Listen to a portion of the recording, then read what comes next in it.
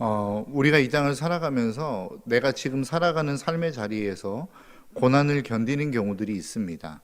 그 고난을 견디는 경우를 뛰어넘어 내가 힘든 길을 내 스스로 걸어가는 경우들이 있더라는 것이죠. 그런데 그 힘든 길을 내 스스로 걸어가는 경우들을 자세히 살펴보면 무엇을 위한 것이냐면 미래를 준비하기 위한 것입니다. 보통 쉬운 예로 우리 아이들을 한번 생각해 보시겠습니까? 아이들이 가장 좋아하는 게 무엇입니까? 노는 것이죠. 놀고 TV 보고 요즘은 핸드폰 게임하고 유튜브 보고 이런 것들을 너무 좋아합니다. 그런데 부모님들은 그것을 잘 하지 못하게 하려고 합니다. 그리고 본인 스스로도 그 시간들을 많이 가지면 자기에게 좋지 않다는 걸 압니다. 그리고 그 자기가 좋아하는 것들을 접고 스스로 힘든 방으로 들어가 책을 펴고 공부를 합니다. 왜 공부를 하죠? 그것은 바로 그들의 미래를 위한 것입니다. 지금 당장은 힘들고 지금 당장은 하기 싫은 것이라 할지라도 미래에 유익이 되는 것이기 때문에 그 일들을 견디고 그 일들을 능히 할 수 있게 되어지기 때문에 그렇다라는 것입니다. 여러분, 오늘 본문의 말씀의 시작이 이렇습니다. 이 말씀을 하신 후라고 이야기합니다. 도대체 이 말씀이 무엇이냐라고 하는 것이죠. 이 바로 직전에 나오는 말씀입니다. 그 바로 직전의 말씀에서 주님이 하시는 내용이 무엇입니까? 나는 고난받을 거다. 그리고 죽을 것이다 라고 하는 겁니다. 그리고 더 나아가 제자들을 향하여 너희가 나를 따라오려면 너희들의 십자가를 지고 나를 따라와야 된다라고 주님이 말씀하셨다라는 겁니다. 그리고 그 말씀을 하신 후라고 이야기하는 겁니다. 지금 주님이 제자들을 향하여 자기는 죽을 거라는 겁니다. 내가 지금 모든 것 다 버리고 내가 할 수 있었던 나의 직업도 버리고 부모님도 다 내팽개치고 예수님을 따라왔습니다. 그런데 주님이 하시는 말씀이 청천벽력과 같아요. 나는 죽을 거야 라고 하시는 말씀입니다. 내가 지금 누구를 보고 따라왔는데 그 바라보는 한 대상이 사라져버릴 것이다 라고 말씀하고 있는 것입니다.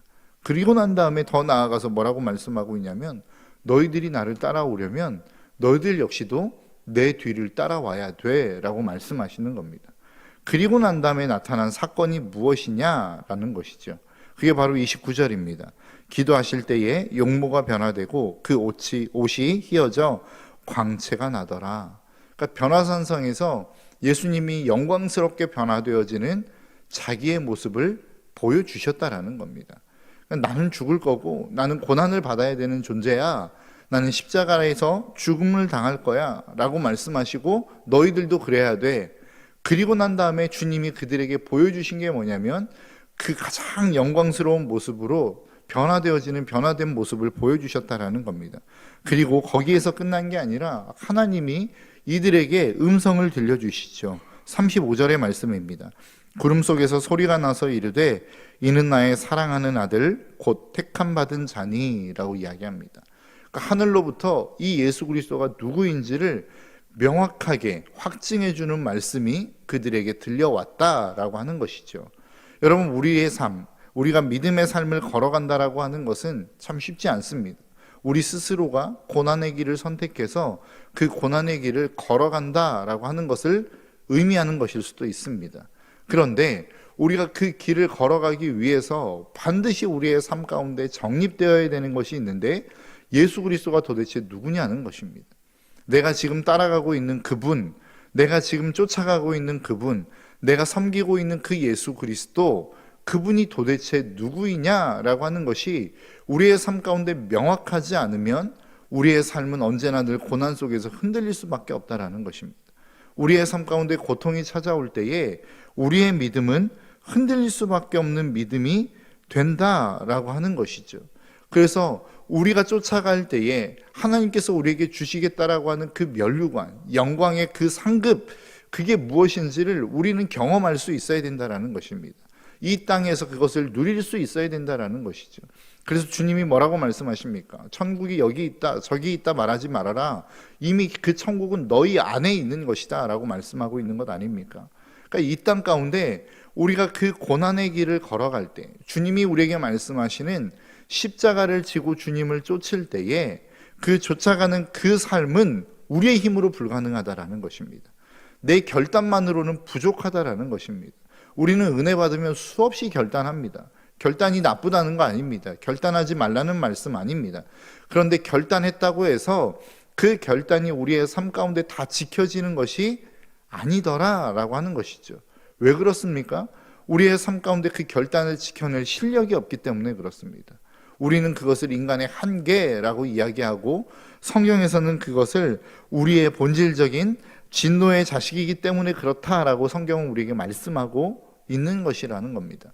여러분 기억하십시오. 우리에게는 하나님의 뜻을 좇아 살아갈 수 있는 능력이 없습니다. 우리에게는 하나님의 말씀을 지켜낼 수 있는 힘도 없습니다. 그리고 그분의 십자가를 좇아 살아갈 수 있는 능력은 절대 없는 것입니다. 그래서 우리가 날마다 결단하면서 은혜 받고 결단하지 않습니까? 그래, 나는 십자가를 지는 삶을 살아야지. 그런데 여러분들의 삶을 돌아가 보면 그 십자가를 지는 삶이 사라지던가요? 안 되죠. 늘 무너집니다. 그리고 또 주일날 와서 하나님 앞에 회개하고 눈물로 통회하고 또 결단합니다. 그런데 또 무너져요.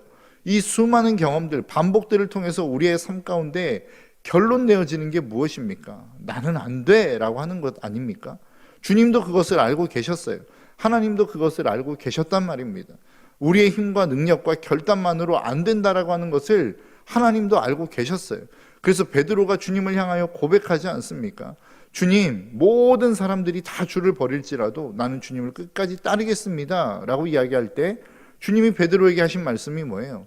오늘 닭이 3번 울기 전에, 2번 울기 전에 네가 3번 나를 부인할 것이다. 그리고 그 말씀이 그대로 이루어지지 않습니까? 베드로가 진짜 거짓말로 다른 사람은 나도 부인할 건데, 나에게 어려움이 오면 나도 주님을 부인할 텐데 주님에게는 그냥 거짓말로 한번 이야기해보자, 이런 심정으로 그렇게 고백했을까요? 저는 그렇다고 생각하지 않습니다. 정말로 그 주님을 내가 부인하지 않고 따르겠습니다 라고 이야기했을 때에 그 고백은 진짜 베드로의 진심이 담긴 고백이었다라는 겁니다. 그런데 문제는 무엇입니까? 그 진심이 담긴 고백을 지켜낼 능력이 베드로에게는 없었던 것입니다. 우리의 삶도 마찬가지입니다. 우리도 주님을 향하여 고백합니다. 은혜 받으면 주님 사랑합니다. 내가 주님의 뜻을 좇아 살겠습니다. 고백하죠. 그런데 문제는 뭐예요? 진짜 그렇게 살아갈 능력이 우리의 삶 가운데는 없다라는 것입니다. 그래서 하나님께서 우리에게 보내신 게 무엇입니까? 하나님의 성령이란 것입니다. 여러분, 우리가 우리의 능력으로, 내가 내 결단으로 그 삶을 살아낼 수 있는 힘과 능력이 있었다면 굳이 하나님의 성령을 우리 가운데 보내실 필요가 있었을까요? 내가 그렇게 힘 있게 결단하고 정신 차리자 해서 정신이 차려지는 인생이었다고 한다면, 그 정도의 희망과 소망이 있는 인생이었다고 한다면 하나님이 굳이 예수 그리스도를 이 땅 가운데 보내셔서 그 수많은 모욕과 수치를 당하게 하실 필요가 뭐가 있었겠느냐라고 하는 거예요. 더 나아가 하나님의 성령을 우리 가운데 보내셔서 굳이 그 성령이 내 안에서 멸시받고 천대받고 대우받지 못하는 그 상황 속에서 내 안에서 꾸역꾸역 버텨내셔야만 하는 이유가 도대체 무엇이었느냐라고 하는 것입니다. 우리에게는 희망이 없기 때문입니다. 우리에게는 소망이 없기 때문입니다. 그렇기 때문에 하나님은 그 성령을 우리 가운데 보내셨다라는 사실을 우리는 잊지 않으셨으면 좋겠습니다. 그래서 내가 어떠한 사명의 길을 걸어갈 때에, 주님이 우리에게 말씀하시는 그 십자가의 길을 걸어갈 때에 우리에게 반드시 필요한 것은 무엇이냐? 내가 지금 그 십자가를 지라 말씀하고 계시는 예수 그리스도, 그분이 누구인지 그분에 대한 명확한 인식이 있어야 되고, 또 한 가지는 그분이 부어주시는 능력이 있어야만 우리는 그 길을 걸어갈 수 있다라는 사실입니다. 여러분, 날마다 결단하시지만 무너지시죠? 그것이 정상입니다.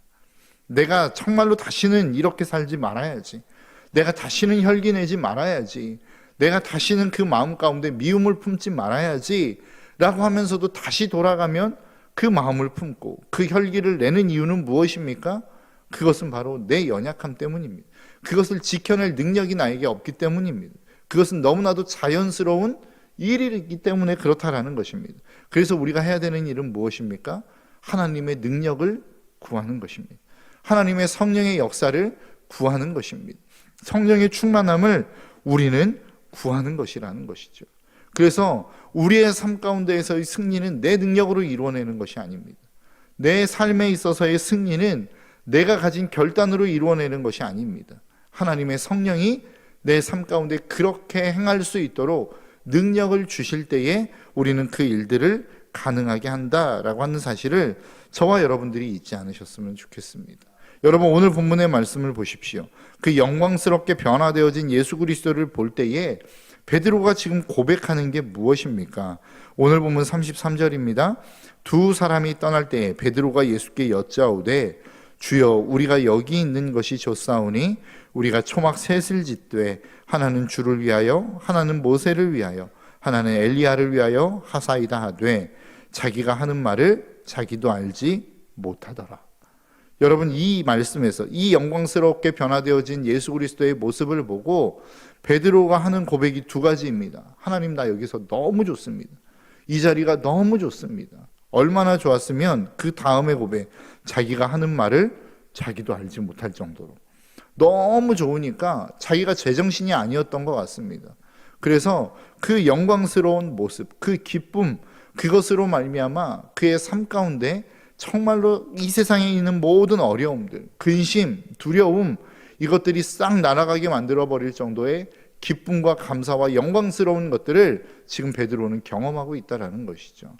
여러분, 하나님이 우리에게 고난의 길을 걸어가라고 분명하게 말씀하십니다. 힘든 길을 걸어가라고 말씀하십니다. 참으로 걸어가기 쉽지 않은 길을 걸어가라고 말씀하시죠. 가장 대표적인 예로 원수를 사랑하라고 말씀하고 있지 않습니까? 내 이웃을 내 몸과 같이 사랑하라고 말씀하고 있지 않습니까? 우리의 삶에 늘 희생을 말씀하고 있지 않습니까? 얼마나 어려운 일입니까? 쉽지 않은 일입니다. 그런데 이 길을 걸어갈 수 있는 힘과 능력이 무엇이냐는 거예요. 그 하나님의 말씀 앞에 순종할 때에 하나님이 주시는 기쁨이 있다는 거예요. 내가 지금 이 고통의 자리지만 누구나가 다 객관적인 눈으로 볼 때 고통스러울 수밖에 없는 그 삶의 자리 속에 하나님이 부어주시는 기쁨이 있다라는 거예요. 감사가 있다라는 거예요. 영광이 있다라는 거예요. 그렇기 때문에 그 일들을 감당할 수 있다라고 하는 것입니다. 여러분, 제가 요즘 저희 가족들과 함께 보는 프로그램 가운데 샬라샬라라고 하는 프로그램이 있습니다. JTBC에서 하는 예능인데요. 한 5명 정도, 나이 먹은 5명, 40대 이상인 5명의 배우들, 연예인들이 나와가지고 영국 캠브리지로 유학을 갑니다. 그래서 한 2주간 언어 어학연수를 하고 돌아오는 프로그램입니다. 그런데 지난주에 보았던 그 프로그램 가운데 한 이제 미션이 무엇이냐면 이제 질문지를 가지고 나아가서 그 현지인들과 인터뷰를 하는 겁니다. 인터뷰를 하는데 질문이 두 가지예요. 첫 번째, 당신의 인생에 있어서 가장 행복한 때가 언제입니까? 두 번째, 그렇다고 한다면 반대로 당신의 인생 가운데 가장 화나게 했던 때는 언제입니까? 이 두 가지의 질문을 하는 거예요. 그리고 그 사람들과 대화하는 겁니다.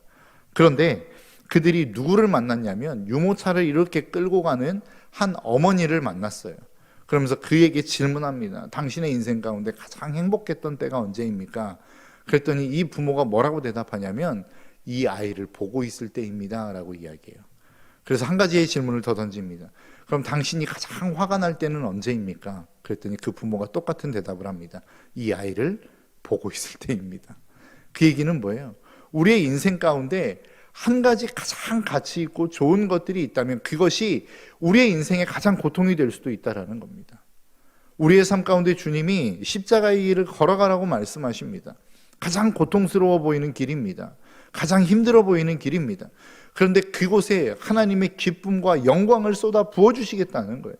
그렇기 때문에 그 길을 걸어갈 수 있다는 것이죠. 부모님, 아이를 키워보신 모든 부모님들 다 하나같이 공감하실 겁니다. 아이를 양육하는 거 참 쉽지 않습니다. 이 세상에서 가장 어려운 일이라고 한다면 가장 어려운 일이 될 수도 있습니다. 그런데 반면에 그 아이를 키우는 일이 우리의 삶 가운데 가장 즐거움 아닙니까? 가장 행복함 아닙니까? 하나님은 우리에게 사명을 맡기실 때 고통만 주시지 않습니다. 어려움만 주시지 않습니다. 너 지금 고통스럽지? 조금만 참아. 너 천국에 오면 내가 엄청난 상급 줄게. 물론 이 약속 하나님이 우리에게 하고 계십니다. 그러나 그것으로만 하나님이 끝나는 것이 아니라 그 삶 속에 하나님이 부어주시는 기쁨도 함께 주시겠다는 거예요. 그것들을 감당할 수 있는 능력도 하나님이 함께 주시겠다라고 약속하고 계시는 것입니다. 여러분, 이 기쁨이 저와 여러분들의 삶 가운데 가득히 넘쳐나시기를 주님의 이름으로 축복합니다. 주님의 사명, 주님의 길을 걸어간다라고 하는 것은 내가 억지로 짜내서 고통스럽고 죽지 못해서 이 길을 걸어가는 것이 아니라는 것입니다. 하나님이 우리에게 그 사명을 맡기실 때에는 그 사명과 함께 우리에게 감당할 수 있는 기쁨과 감사와 그 하나님의 영광스러운 모습을 볼 수 있는 특권까지도 함께 주셨음을 우리가 잊지 않으셨으면 좋겠습니다. 우리가 왜 그런데 그 하나님의 영광, 그 기쁨을 누리지 못합니까? 하나님을 바라보지 않기 때문에 그렇습니다. 우리의 시선이 다른 곳에 있기 때문에 그렇습니다. 우리가 이 영광, 이 하나님의 고난을 길을 걸어가는데 그 고난을 통해서 받고자 하는 보상이 하나님의 영광과 기쁨이 아닌 다른 것이기 때문일 가능성이 저는 높다고 생각합니다. 여러분, 여러분들의 삶의 자리에 하나님의 말씀을 하시는 그 사명의 길을 걸어가십시오. 그러나 그 사명의 길에서 여러분들이 꼭 기대하셔야 되는 것, 그 고난과 어려움을 이겨낼 수 있는 하늘의 기쁨과 평강을 하나님이 주실 것들을 함께 기대하시며 나아가시기를 주님의 이름으로 축복합니다. 하나님이 반드시 우리에게 그 영광을 보여주실 것입니다. 그 기쁨을 우리에게 부어주실 것입니다. 그 감사와 평강을 우리에게 허락하실 것입니다. 이것들을 날마다 누리며 살아갈 수 있는 저와 여러분들의 삶이 되시기를 주님의 이름으로 축복합니다. 기도하겠습니다.